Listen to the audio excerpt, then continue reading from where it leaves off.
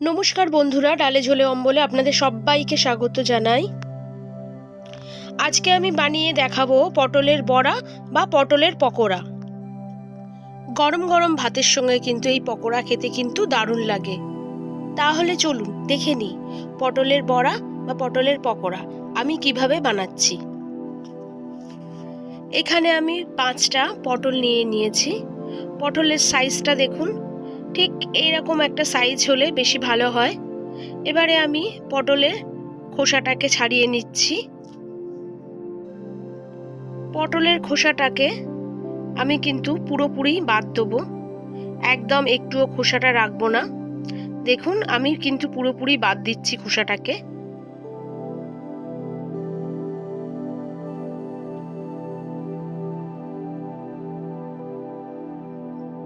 এবারে আমি আর একটা পটল নিয়ে নিচ্ছি। আমি যে পটলের খোসার যেটা দিয়ে ছাড়াচ্ছি এটা ছুল্লি বলে, আলু ছুল্লি বা যাই হোক পটল ছুল্লি যেটা হোক একটা বলে।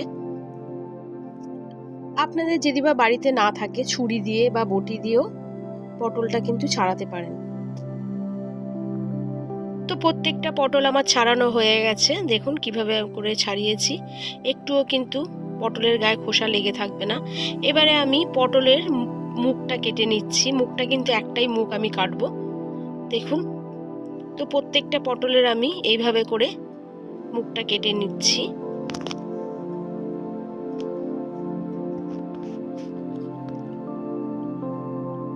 পটলের মুখগুলো কাটা হয়ে গেছে আমার। এবারে এখানে আমি 3টে আলু নিয়ে নিয়েছি। আলুটারও খোসাটা ভালোভাবে ছাড়িয়ে নেব। আলুগুলোর আমার খোসা ছাড়ানো হয়ে গেছে। এবারে আলুগুলো আমি আলাদাভাবে সিদ্ধ করে রাখবো। এবারে পটলটা নিয়ে নিলাম, নিয়ে পটলের মুখটা দেখুন ঠিক এইভাবে করে, আপনারা চামচ দিয়েও করতে পারেন, আস্তে আস্তে করে পটলের যে ভেতরের পুরগুলো আছে ঠিক এইভাবে করে আমি বের করে নেব। দেখুন ঠিক আস্তে আস্তে করে কিন্তু করতে হবে, যাতে সাইড দিয়ে পটলগুলো ভেঙে না যায়।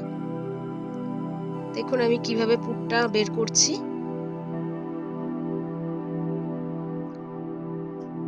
দেখেছেন তো কিভাবে বের করলাম? ঠিক প্রত্যেকটা পটল আমি এইভাবে করে পুরগুলো বের করে নেব।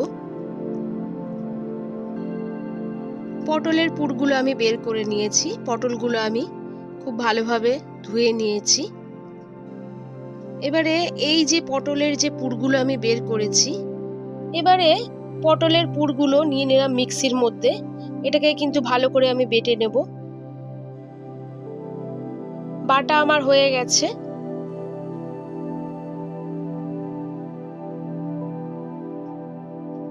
এবারে এখানে একটা আমি প্যান নিয়ে নিয়েছি, তড়কা প্যান।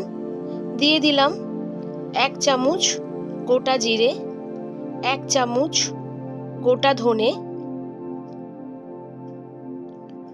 এখানে আছে 50 গ্রাম মতন চিনে বাদাম,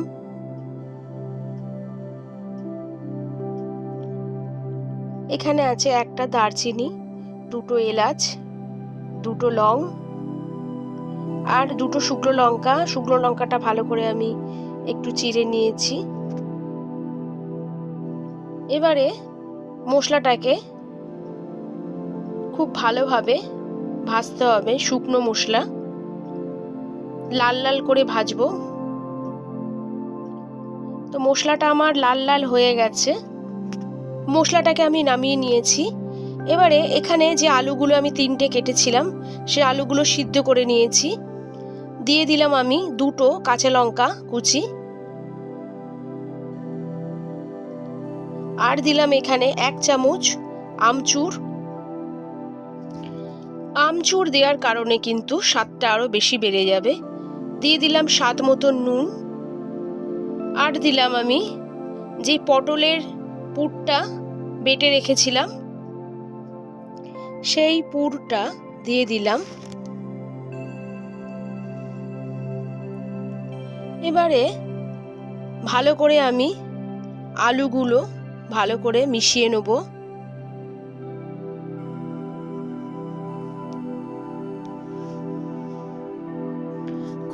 ভালোভাবে কিন্তু আলুটাকে মেশানো হবে, কারণ যেন একটা ফোঁটা দানা না থেকে থাকে আলুর মধ্যে।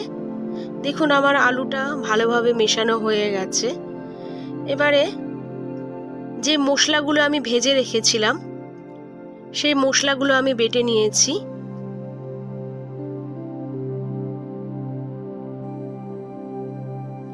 এবারে আমি গ্যাসটা জ্বেলে দিলাম, দিয়ে ফ্রাই প্যানটাকে বসিয়ে দিলাম গ্যাসের মধ্যে,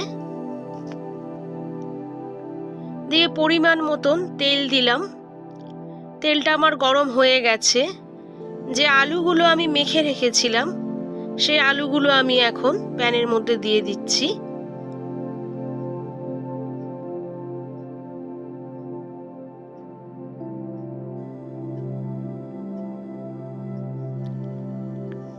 আলুগুলো দিয়ে ভালো করে আমি নেড়ে চেড়ে নিচ্ছি।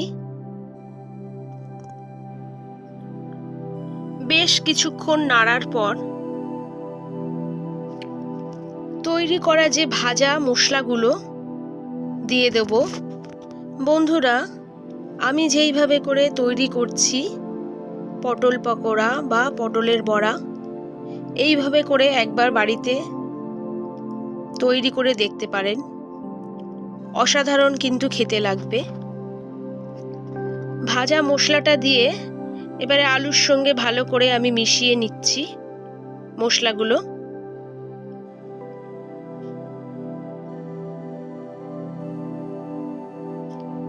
আমার কিন্তু আলুর সঙ্গে মশলাটা খুব ভালোভাবে মিশে গেছে। পুরের মধ্যে যে জলটা ছিল সেটা কিন্তু খুব ভালোভাবেই টেনে গেছে। এবারে আমি পটলটা নিয়ে নিলাম, নিয়ে ঠিক হাত দিয়ে আমি একটু পাকিয়ে নেব, নাহলে পটলের মধ্যে কিন্তু পুরগুলো ঢুকবে না। ঠিক এইভাবে করে পাকিয়ে পাকিয়ে আস্তে আস্তে করে পুরগুলো আমি দিয়ে দিচ্ছি।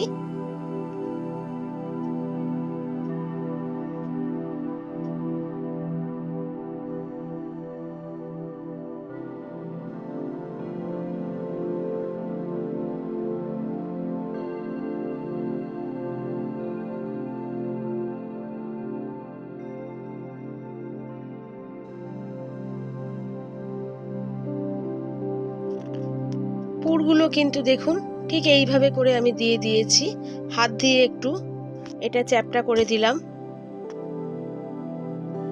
আর একটা পটল ঠিক আমি যেইভাবে করে প্রথম পটলটা ভরেছিলাম ঠিক ওইভাবে করে ভরে দিচ্ছি। দেখুন খুব তাড়াতাড়ি কিন্তু ভরতে পারবেন। এই আমি যেইভাবে করে হাত দিয়ে পাকিয়ে পাকিয়ে নিয়েছি ঠিক এইভাবে করে পটলের পুরগুলো দেবেন। এতে পটল ভাঙবেও না, পুরটাও খুব ভালোভাবে ঢুকে যাবে। একটু হাত দিয়ে একটুখানি এরকম করে চেপটে দেবেন। তো প্রত্যেকটা পটল আমার কিন্তু পুর ভরা হয়ে গেছে। দেখুন আমি প্রত্যেকটা পাঁচটা পটলেরই পুর ভরে নিয়েছি।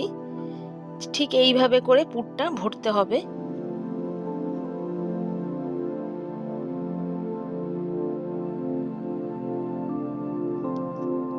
এবারে আমি একটা বাটি নিয়ে নিয়েছি, বাটির মধ্যে দিয়ে দিচ্ছি 3 চামচ বেসন, আর দিয়ে দেবো ছোট এক বাটি মতন চালের গুঁড়ো। দিয়ে দিলাম এখানে কালো জিরে হাফ চামচ মতন, স্বাদ মতন নুন দিয়ে শুকনো বেসনটাকে চালের গুঁড়োটাকে ভালো করে আমি মিশিয়ে নিচ্ছি।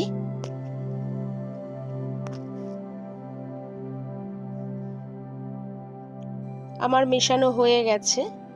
এবারে এখানে প্রথমে আমি অল্প পরিমাণ মতন জল দিলাম।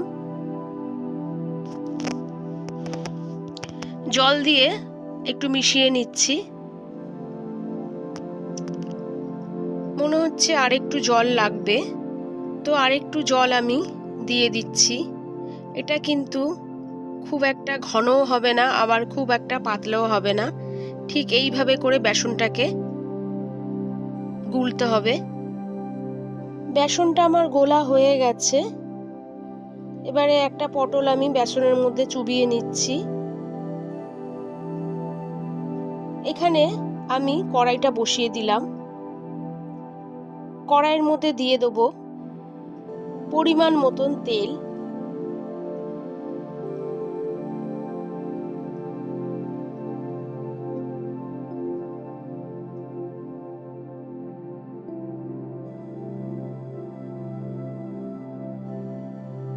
তেলটা আমার গরম হয়ে গেছে। গ্যাসটাকে একদম লো করে দিলাম। দিয়ে পটলটা আমি লো আঁচে আস্তে আস্তে করে প্রত্যেকটা পটল আমি ভেজে নেব। একটা একটা করে পটল আমি দিয়ে দিচ্ছি। পটলটা কিন্তু লো আঁচেই ভাজতে হবে, না হলে পটলটা ভেতর থেকে কিন্তু সিদ্ধ হবে না, ওপরটা হয়ে যাবে কিন্তু ভেতরে কাঁচা থাকবে। তার জন্যে পুরো লো আঁচে ভাজলে আস্তে আস্তে করে পুরো ভেতর বাইরে দুটোই সিদ্ধ হয়ে যাবে। পটলগুলো আমি আস্তে আস্তে উল্টে দিচ্ছি। আমি কিন্তু পটলটা একটু লাল লাল করেই ভাজবো। তো আমার পটলটা অনেকটা লাল লাল করে ভাজা হয়ে গেছে। পটলগুলো আমি তুলে নিচ্ছি। এইবারে পটলগুলো কিন্তু আমি দুই ভাগে করে ভাজবো। এক ভাগ ভেজে তুলে নিলাম, এবারে আর এক ভাগ আমি দেব।